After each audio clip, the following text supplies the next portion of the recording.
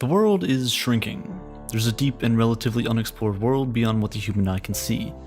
The microscopic world is truly alien and truly fascinating. I'm delving further than the microscopic scale. I'm going to explore the potentials of working at a nanoscopic level, working at a level a billion times smaller than the average scale we work at today. This is nanotechnology. Nanotechnology means any technology on a nanoscale that has applications in the real world. Nanotechnology is the science of building small, and I mean really, really small. It's pretty difficult to imagine how small a nanometer is, but let's just take a moment to try and wrap our heads around it. The tip of a pen is around 1,000,000 nanometers wide, so nowhere near close. A single sheet of paper is around 75,000 nanometers thick. A human hair is around 50,000 nanometers thick. And I ran out of things to compare. Let's just take a different approach. If a nanometer was the size of a football, the coronavirus would be the size of an adult male. A donut would be the size of New Zealand, and a chicken would be the size of the Earth. In fact, on a comparative scale, if each person on Earth was the size of a nanometer, every single person on the planet would fit into a single car. A Hot Wheels car. You get the idea. Nano is super tiny. We're talking subatomic. So that's how big, or rather small, a nanometer is. But why does it matter? Why look at really small things? Well, they ultimately teach us about the universe that we live in, and we can do really interesting things with them. When we move into the nanoscale, we can work with new domains in physics that don't really apply at any other scale. Nanoscience and nanotechnology can be used to reshape the world around us. Literally. Everything on Earth is made up of atoms: the food we eat, the clothes we wear, the buildings and houses we live in, our own bodies. Now, think for a moment about how a car works. It's not only about having all the right parts, they also need to be in the right place in order for the car to work properly. This seems obvious, right? Well, in pretty much the same way, how the different atoms in something are arranged determines what pretty much anything around you does. With nanotechnology, it's possible to manipulate and take advantage of this, much like arranging Lego blocks to create a model building or airplane or spaceship. But there's a catch, and here's where things start to really get interesting. The properties of things also change when they're made smaller. Phenomena based on quantum effects, the strange and sometimes counterintuitive behavior of atoms and subatomic particles, occur naturally when matter is manipulated and organized at the nanoscale. These so-called quantum effects dictate the behavior and properties of particles. So, we know that the properties of materials are size-dependent when working at the nanoscale. This means that scientists have the power to adjust and fine-tune material properties, and they've actually been able to do this for some time now. It's possible to change properties such as melting point, fluorescence, electrical conductivity, magnetic permeability, and chemical reactivity, to just name a few. But where can we actually see the results of this kind of work?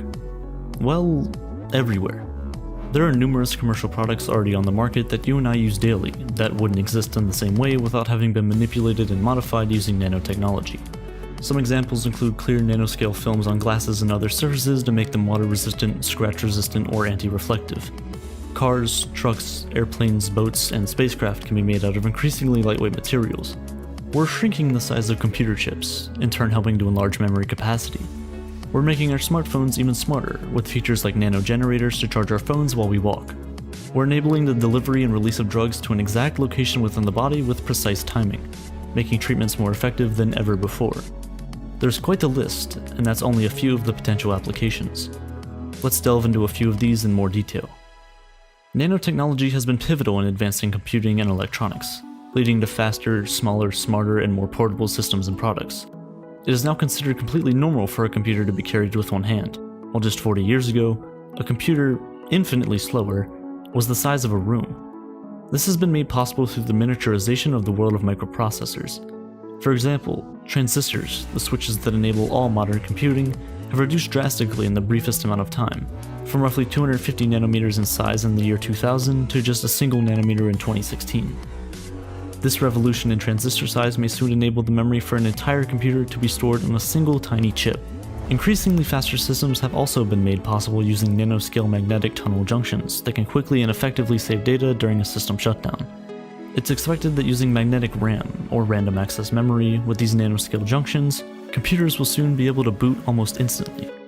Flexible, bendable, foldable, and stretchable electronics have been developed using semiconductor nanomembranes. They're monocrystalline structures with thicknesses of less than a few hundred nanometers. In normal terms, they're really small and super bendy. They're particularly useful for applications in smartphones and wearable technology, like smartwatches. Nanotechnology is a definite answer to a digital world that is focused on becoming smaller and more efficient, but it can also help us start to clean up some of the world's bigger and more pressing problems. There are many applications for detecting and cleaning up environmental contaminants. It is anticipated that nanotechnology could contribute significantly to environmental and climate protection by saving raw materials, energy and water, and reducing greenhouse gases and hazardous waste. From increasing the durability of materials so that they last longer and reduce waste, to the creation of insulation materials that improve the efficiency of paper towels, allowing them to absorb 20 times its own weight, nanotechnology really has the potential to do great things for the conservation of our planet and the human race. The availability of fresh, clean drinking water is an increasingly pressing issue that can be linked back to population growth, urban mitigation, pollution, and the vast effects of events associated with climate change. Nanotechnology holds the power and promise to not only detect pollutants, but to filtrate and purify. The magnetic interactions between ultra-small specks of dust can remove arsenic. This is incredible, given that it is naturally present at high levels in the groundwater in a number of countries. Similarly, the development of nanoparticles that can purify water pollutants, which cost less than the process of pumping it out of the ground for treatment, also holds great promise. Basically, getting clean water is a huge problem, and nanotechnology can help solve it. This all sounds almost too good to be true. There have to be downsides to the seemingly endless potential of nanotechnology for the environment. Actually quantifying and confirming the effects of a product on the environment, both positive and negative, is achieved by examining the entire life cycle, from production of the raw material to disposal at the end of its life cycle. There is a genuine concern that nanotechnology will further increase energy and environmental costs, given that the production of the nanomaterials themselves takes a large amount of energy, water, and environmentally problematic chemicals such as solvents.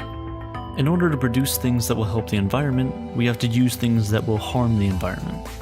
Scientists are on the verge of new frontiers all the time. Nanotechnology is an act of exploration, and we're very much still in the early stages, but we're closer than you might think to this actual goal. The idea of subatomic disease-fighting machines have been in science fiction for decades, so this idea is not really a new one, but we've definitely come a lot closer to making this idea a reality in the past decade. It sounds like a near-perfect solution to many modern medical problems, but let's just explore how and where science fiction meets fact, and what challenges may lie ahead. Nanotechnology is already heavily incorporated into medical tools, knowledge, and therapies already widely in use. Nanomedicine is the application of nanotechnology in medicine. It's used for disease prevention, diagnosis, and treatment. Nanoparticles can encapsulate or otherwise help to deliver medication directly to cancer cells and minimize the risk of damage to healthy tissue. This could ultimately change the way cancer is currently treated and dramatically reduce the toxic effects of chemotherapy. Suffice to say, researchers are working on it. The increased capabilities of imaging and diagnostic tools enabled by nanotechnology are also paving the way for increased success rates for many different therapies. Quantum dots are tiny semiconductor particles just a few nanometers in size, sometimes referred to as artificial atoms due to their ability to behave like naturally occurring atoms or molecules.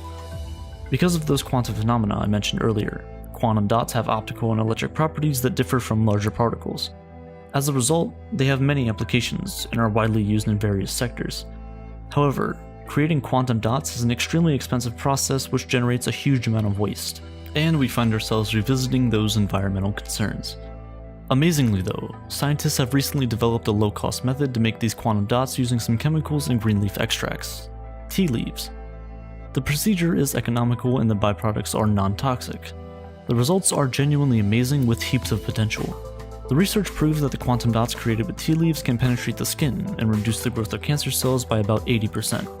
So, not a cure, but a huge leap forward in progress that doesn't come with the environmental payoff. It's not just how we face the big diseases that nanomedicine can transform.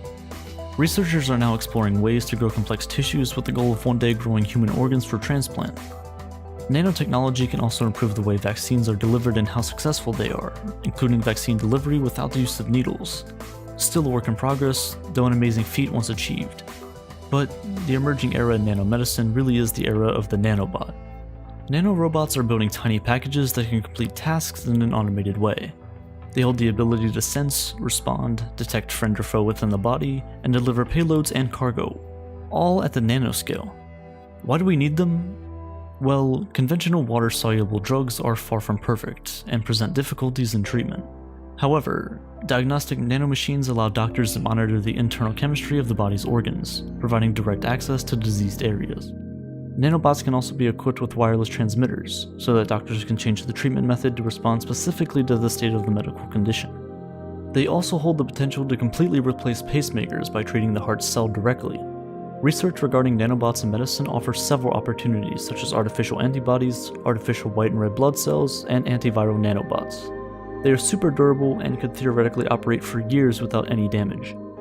Nanobots in fact hold the potential to address many health problems besides cancer, such as unblocking blood vessels in hard-to-reach areas, taking biopsies, or measuring the level of certain chemicals in otherwise inaccessible areas of the body.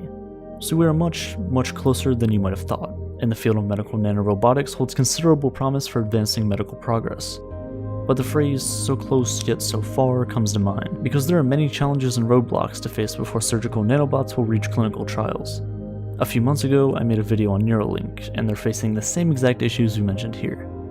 Scientists have numerous challenges to overcome before the potential of nanobots in medicine can truly be realized. Getting the bots to travel safely where we want them to in the body and actually having them stay there long enough to carry out a procedure is incredibly difficult.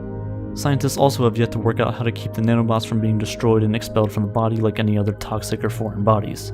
So while nanobots hold the key to an infinitely less toxic solution to treating cancer, the challenges in getting the solution to the stage of becoming a viable treatment are still a bit in the future. We're not quite there yet. However, if past progress is anything to go by, I don't think we're so far off.